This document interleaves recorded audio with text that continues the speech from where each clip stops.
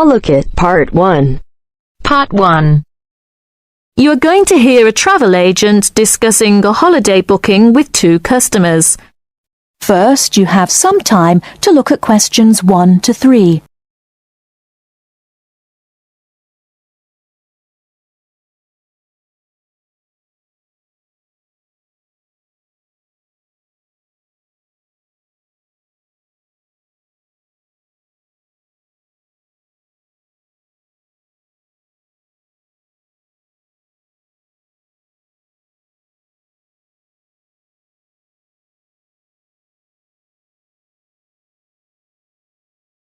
Now we shall begin.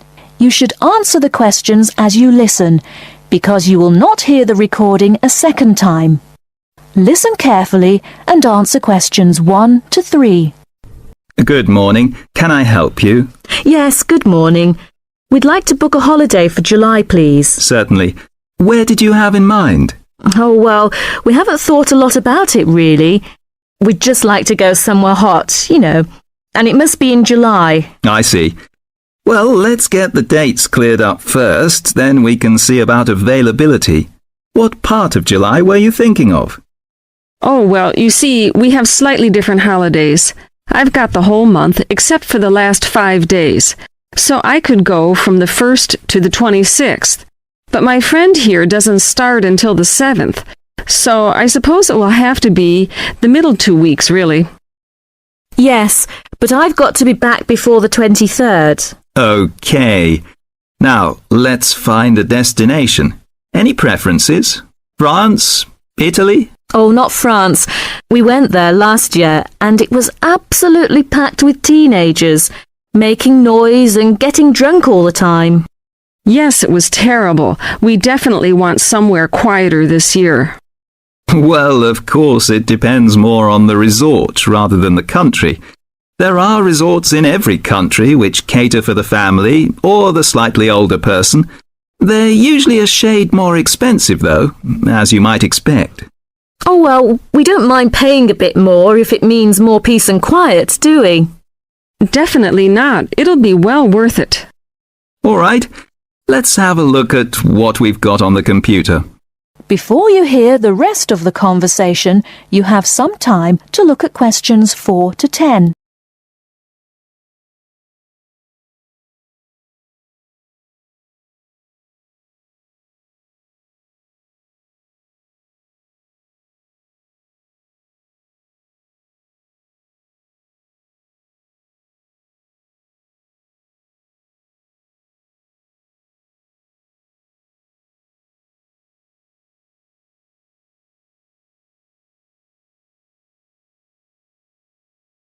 Now listen and answer questions 4 to 10. July. Was it 10 or 14 nights you wanted? Oh, the fortnight, please. Right. Well, let's start with Italy. We've got 14 nights bed and breakfast in Sorrento for £345 from Manchester on the 14th. Or we've got... No, wait a minute. That's no good for me. We wouldn't get back till the 28th, and I've got to be back at work before that. Ah, yes. How about Sweden? 2 weeks, half board? How much would that be?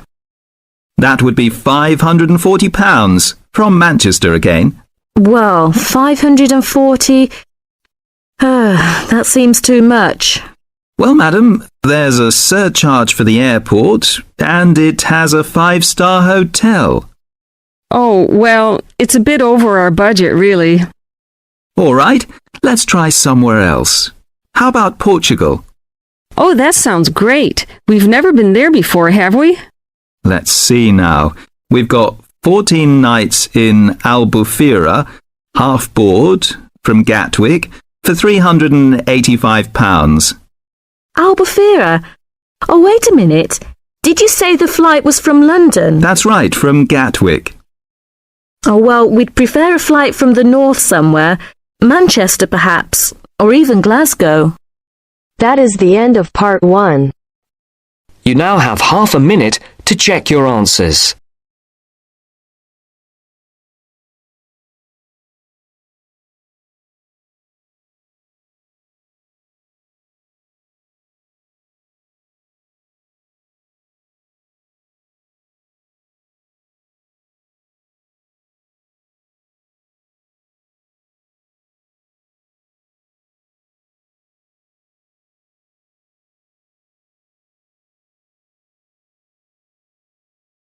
Now turns to part 2.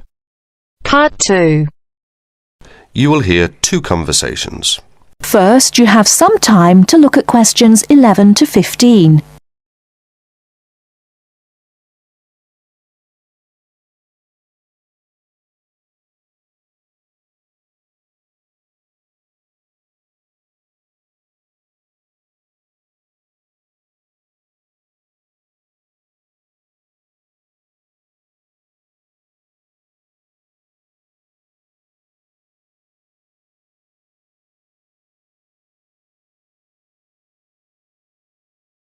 Now, listen carefully and answer questions 11 to 15.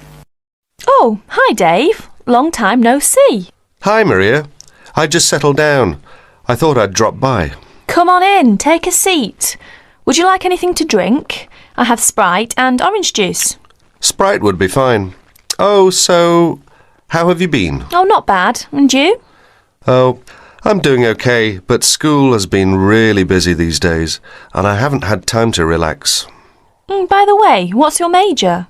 Hotel management. Well, what do you want to do once you graduate? I haven't decided for sure, but I think I'd like to work for a hotel or travel agency in this area. How about you? Well, when I first started college, I wanted to major in French, but I realised I might have a hard time finding a job using the language, so I changed my major to computer science.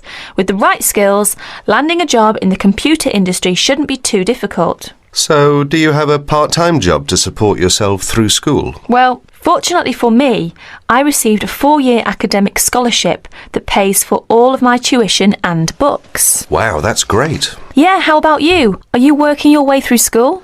Yeah, I work 3 times a week at a restaurant near campus. Oh, what do you do there? I'm a cook. How do you like your job? It's okay. The other workers are friendly and the pay isn't bad. Before you hear the rest of the talk, you have some time to look at questions 16 to 20.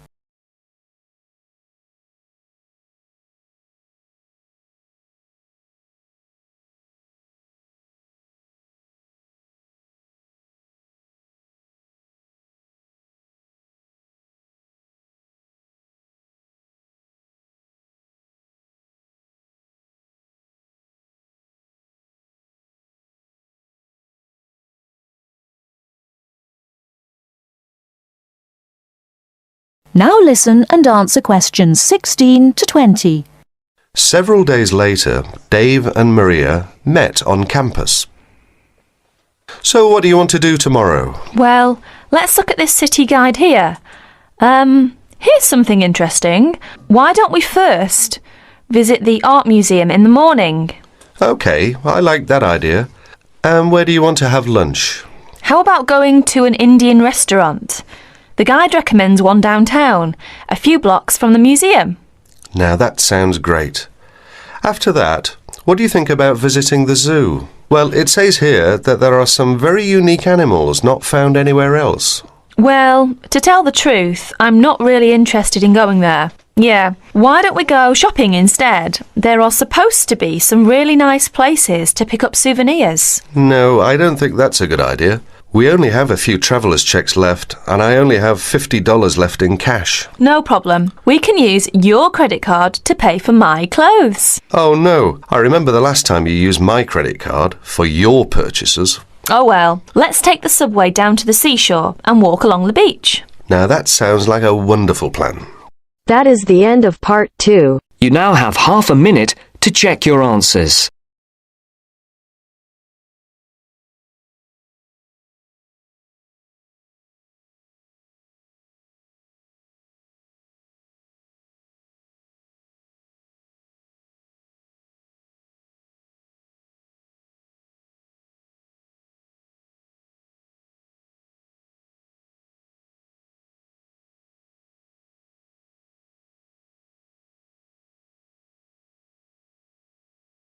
Now turns to part 3.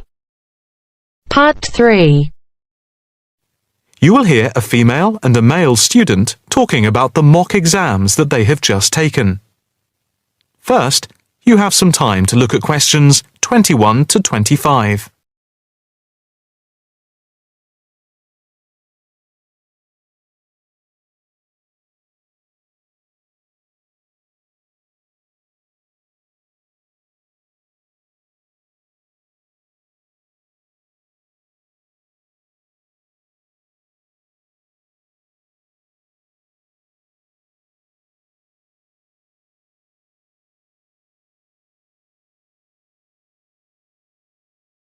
Now listen carefully and answer questions 21 to 25. So, what did you think of the practice exams last week? You mean the mock exams? Yeah. I thought some of them were tough. They were certainly hard and generally they were very long. Yeah, they were spread over a whole week, which made it impossible to relax. Exactly. But what did you think of each test? Of the 7 exams we did, the least enjoyable for me were the 2 3-hour essay papers. Why didn't you like the essay papers? I'm not particularly good at writing things down like that in a short space of time. And I don't think it's a good way of testing our theoretical knowledge of medicine. I'm the opposite, I'm afraid. I'm much better in the written essay exams than the other types of tests. But what about the 2 multiple choice exam papers in basic science and anatomy? They weren't too bad. If you didn't know the answer, all you had to do was guess. That's okay, but I never feel comfortable with guessing. And you know that there is research that shows that women are disadvantaged when doing multiple choice questions compared to men. You've mentioned this before, but I'm not sure I believe it. It's true. Multiple choice questions benefit men more than women. They are a male construct. If you say so. It's not if I say so. Anyway, you have to be careful with multiple choice questions because of the negative marking. That can really bring the score down if you keep guessing and get all of the guesses wrong. It's double negative. Yeah, that is a danger. What about the role play? Did you like that? Yeah, with the actors and actresses as simulated patients. Yeah, I thought that was by far the best part of the exam. Why was that? What I liked about it was during the 24 test stations, we had a chance to show what we know about communicating with patients and show our practical medical knowledge, etc. Yes, I think I agree with you there. I enjoyed all of the stations, but I can tell you I was tired at the end. I have done a practice exam with 12 test stations, but not 24. It was exhausting, but also exhilarating. I agree completely. It lasted nearly 4 hours in total with the break. Before you hear the rest of the conversation, you have some time to look at questions 26 to 30.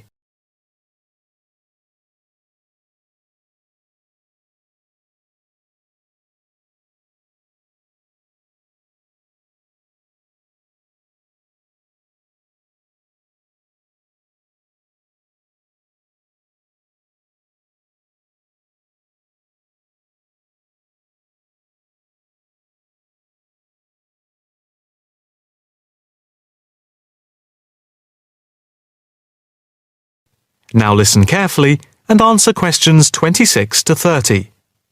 What did you think of the other 2 exams? The 2 problem-solving tests? I didn't think I was going to handle them very well. But in the end, I think they went better than I thought they would. What I liked most was the test where we had to work in groups of 4, and to solve a problem, we had to prioritise actions. That was very interesting. I'm not sure I did very well in that, though. Did you feel comfortable being in a group of 4 and having 4 examiners watching you as you discussed the problem? We did practice it several times before. You learn to forget that someone is watching you. But some people are better at speaking in group situations like that, and they get the best marks. The test doesn't just assess whether people can talk a lot. It's about showing you can listen, organise your thoughts, and then show you can be part of a team, allowing other people to speak. Well, we'll have to see how it goes. When do the results of the mocks come out? They said next week, and then it's the finals 2 weeks later. Yeah, we've got that to look forward to. What is the policy on resits? Why? Are you planning to fail? No, but, well, you know what I mean. The resits are held in September, and if there is any problem after that, it goes to appeal. We'll just have to make sure we don't fail any part of the whole examination. I certainly wouldn't want to do any of it again. Me neither. It's hard when you are not allowed to fail any of the exams. I bet they don't have that policy in any other subject. Probably not. That is the end of part 3. You now have half a minute to check your answers.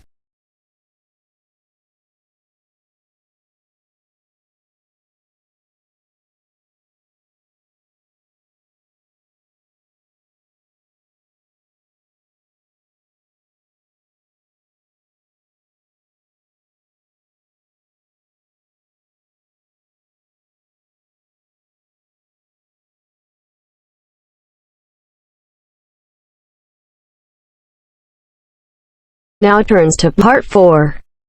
Part 4. First, you have some time to look at questions 31 to 40.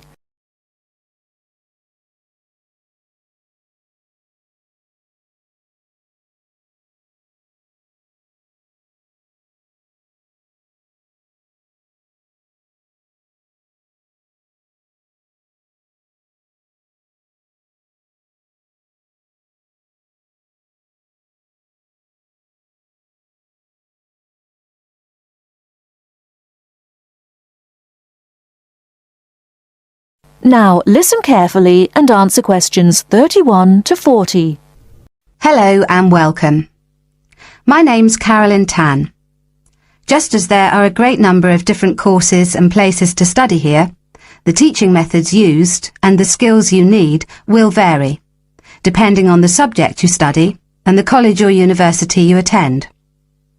All courses vary, but most include some of the teaching methods I'm going to talk about today. Generally speaking, in some subjects, you will have timetabled classes for most of the week. In others, you may only have a few hours timetabled and will be expected to work independently for a substantial amount of time. Working independently is crucial at university. I'm going to go over the three main types of teaching method you will have here. These are lectures, seminars, and tutorials. There are other methods that you will come across, like workshops, group work, and practical work, but I'll describe the three main types for now. I'll briefly describe what they are and try to give you some helpful advice in dealing with them. Let's start by looking at lectures. These are large classes, usually lasting around 1 hour, where a lecturer or tutor talks about a subject and the students take notes. On some courses, there can be over 100 students in a lecture. Unfortunately, there is usually little or no opportunity to ask questions during the lecture. Lectures are usually intended to do three things. Firstly, to guide you through the course by explaining the main points of a topic. Secondly, to introduce new topics for further study or debate. And thirdly, to give you the most up-to-date information that may not be included in textbooks. So as you can see, it's essential to go to lectures. Of course, you need to take notes in lectures. Remember, you don't need to write down everything the lecturer says. Try to concentrate on the main points and important details. Most lecturers use stories, examples, and even jokes to illustrate a point. And you shouldn't write these down. When you take notes in lectures, abbreviations and symbols for common words and terms can help you write faster. If there is something you don't understand, make a note to ask after the lecture or in a tutorial. Most students try to write up their notes after a lecture. It's a good idea to try to be organised.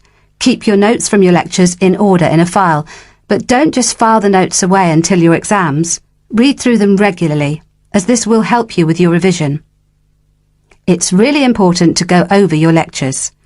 As an international student, the lecturer will recognise that you may need more help in lectures and that you may want to record the lecture on a digital recorder. If you do want to do this, ask the lecturer's permission first. They will usually agree. Finally, don't worry if you find it difficult to understand the lecturer at first. This will get easier as you get used to their style and as your English improves.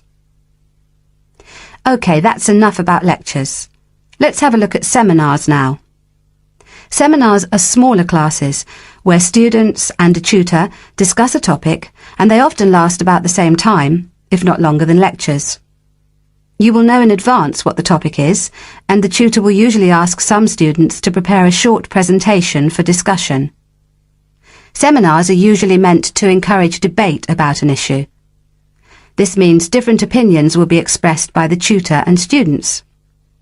The aim is not for students to be told the correct answer, but to understand different arguments and make judgments about them. This process helps you learn to analyse topics critically.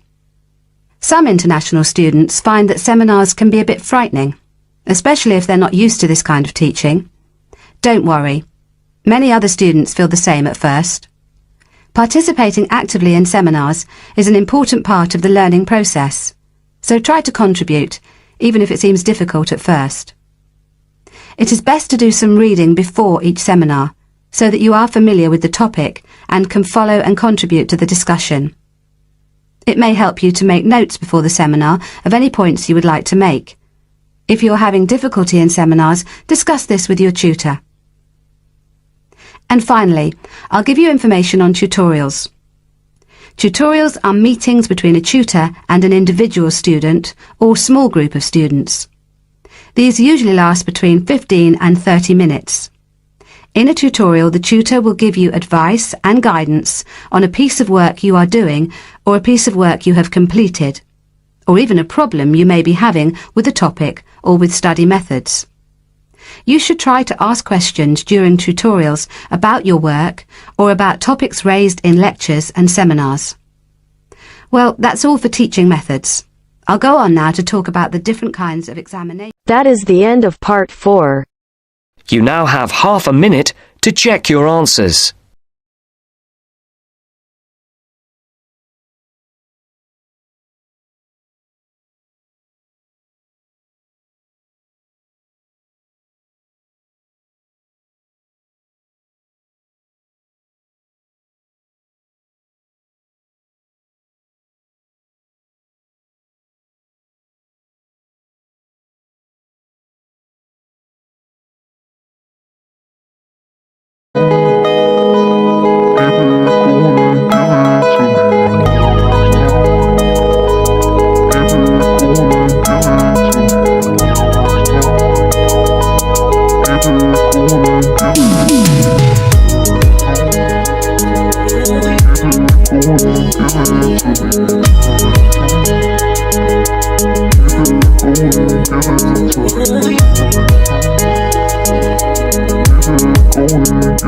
Give it to me.